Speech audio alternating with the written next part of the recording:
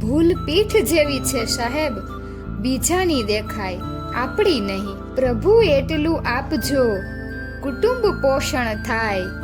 ભૂખ્યા કોઈ સૂવે નહીં, સાધુ સંત સમય. અતિથિ ભોઠો નવ પડે, આશ્રિત નવ દુભાય. જે આવે મમ આંગણે, આશીષ દેતો જાય. સ્વભાવ એવો આપજો, સૌ ઈચ્છે મમ હિત. શત્રુ ઈચ્છે મિત્રતા, પડોશી ઈચ્છે પ્રીત. વિચાર વાણી વર્તને, સૌનો પામું પ્રેમ.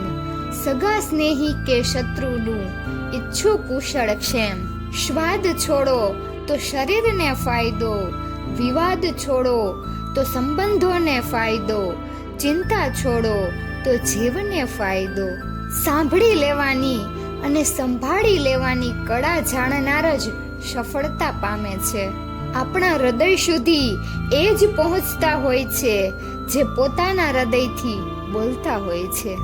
મૃત્યુ એ જિંદગીનું મોટું નુકસાન નથી, નુકસાન તો એ સમયનું છે જે તમે જીવતા હોવ છતાં પણ નથી જીવી શકતા.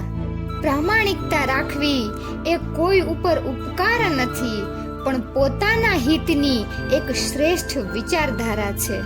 જીવનમાં સમયની સાથે ચાલવું પડે છે, જે ના મંજૂર હોય તે જ કરવું પડે છે. રડવાનો અધિકાર પણ નથી આપતું આ જગત, ક્યારેક લોકોને બતાવવા પણ હસવું પડે છે. સ્વભાવ કાળા પેન્ટ જેવો હોવો જોઈએ, ગમે તે શર્ટ એમાં ભળી જાય. કોઈ છેતરી જાય મને એ તો જાણે સમજાય છે, પણ હું છેતરું રોજ મને એનો ખુલાસો ક્યાં થાય છે. વિચારવા દો જેને જે વિચારવું હોય એ સાહેબ. જરૂરી નથી કે દરેક માણસ આપણી વાસ્તવિકતા સમજવાને લાયક હોય. પડકારો જ જીવનને રોમાંચક બનાવે છે અને તેનાથી જ તમારા જીવનનું મહત્વ નક્કી થાય છે. જિંદગી જીવી લ્યો સાહેબ, બાકી એક દિવસ તો એવો આવશે કે તમારા જ પ્રસંગે તમારી ગેરહાજરી હશે. ક્યારેક વાત જાણીને પણ મૌન રાખવું સારું, કારણ કે અધૂરી માહિતી અને અધૂરા જ્ઞાનનો સાથ લઈને બોલવું એના કરતાં એને કન્ફર્મ કરવું સારું. એક ખોટી વાત અને અધૂરી માહિતી કેટલાય સંબંધ તોડી નાખે છે. અતિશય ભીના ન થવું કે લોકો નીચોવી દે, અને અતિશય કોરા પણ ન થવું કે લોકો તમને ગળી વાળીને મૂકી દે. થોડા આડા લીલા રહેવું કે લોકોને સમજ ન પડે કે આને તડકે રખાય કે છાંયે. બનો જે તમે છો તે નહીં જે દુનિયા તમને બનાવવા માંગે છે. દુનિયા વફાદારી કરશે એવી આશા ન રાખો સાહેબ. પ્રાર્થના કબૂલ નથી થતી ત્યારે આ દુનિયા ભગવાનને પણ બદલી નાખે છે. દરેક વ્યક્તિના મનમાં રોજ બે બળદ લડતા હોય છે, સકારાત્મક અને નકારાત્મક. શું તમે જાણો છો કે એમાં કોણ જીતે છે? જેને તમે સૌથી વધુ અનુભવો છો, માનો છો.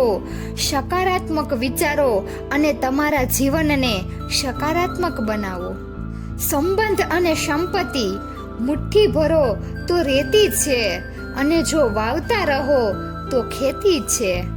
આપણે આપણું જ ધાર્યું કરાવતા હોઈએ ત્યારે આપણે એવું ઘણું બધું પ્રાપ્ત કરી શકતા નથી જે આપણે ક્યારેય ધાર્યું જ ના હોય.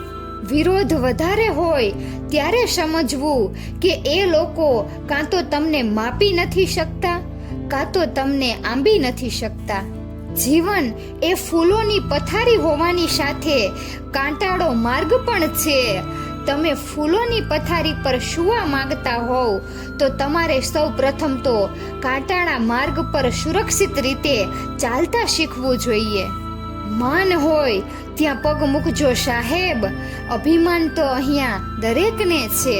હારવું જ પડે તો એ રીતે હારો સાહેબ કે જીતનારને જીવનભર અફસોસ રહી જાય. આપણો વિકાસ ત્યારે નથી થતો જ્યારે પરિસ્થિતિઓ સરળ હોય છે, ત્યારે થાય છે જ્યારે આપણે વિકટ પરિસ્થિતિનો સામનો કરીએ છીએ. જે દિવસે તમને લાગે કે આખી દુનિયા તમારી સામે તમારી વિરુદ્ધ ઊભી છે, તે સમયે દુનિયા તરફ પીઠ ઘુમાવીને એક સેલ્ફી લેજો અને પછી જોજો આખી દુનિયા તમારી સાથે હશે. મિત્રો, જો તમને મારો આ વિડીયો પસંદ આવ્યો હોય તો વિડીયોને લાઈક અને શેર કરજો અને અમારી ચેનલને સબસ્ક્રાઇબ કરજો. વિડીયો અંત સુધી જોવા બદલ ખૂબ ખૂબ આભાર.